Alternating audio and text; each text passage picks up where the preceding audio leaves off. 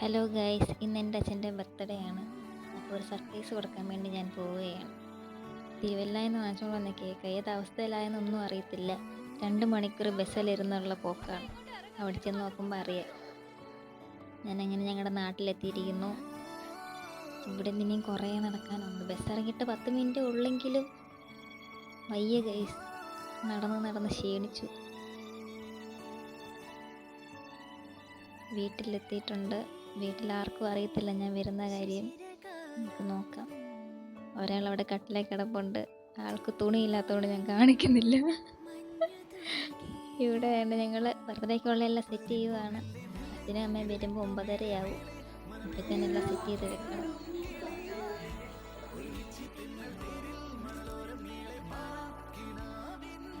ഓരോന്നോരോന്ന് തൂക്കിയിടുകയാണ്. ഓരോന്നിങ്ങനെ തൂക്കിയിട്ടിരിക്കുകയാണ്. ഏകദേശം ഫിനിഷ് ആയിട്ടുണ്ട്. ബലൂണൊന്നും വാങ്ങിക്കാൻ പറ്റിയില്ല, ഞാൻ മറന്നുപോയി.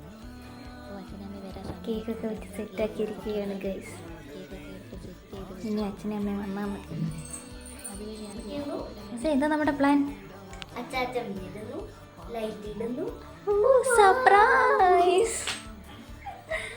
അച്ചാച്ചനും അമ്മയും വന്നിട്ടുണ്ട്. അവരിതുവഴി ഇങ്ങനെ വരും. നമുക്ക് നോക്കാം. അവിടെ ഇരിക്കുന്ന ആളെ നോക്കണ്ട.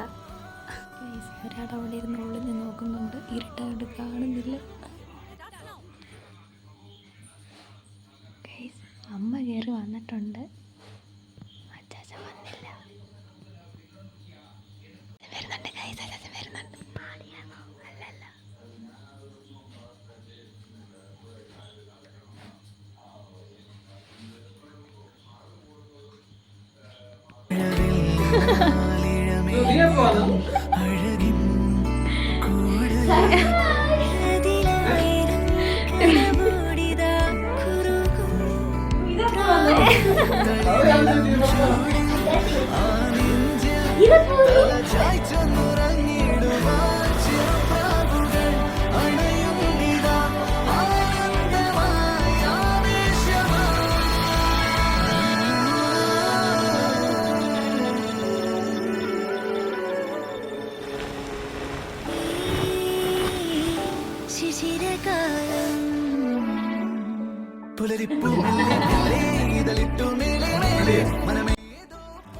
ഞാനങ്ങനെ എൻ്റെ ഗിഫ്റ്റൊക്കെ കൊടുത്ത് ഗൈസ്. ഒരു ഷർട്ട് ഞാൻ വാങ്ങിച്ചായിരുന്നു, അത് കൊടുത്തിട്ടുണ്ട്.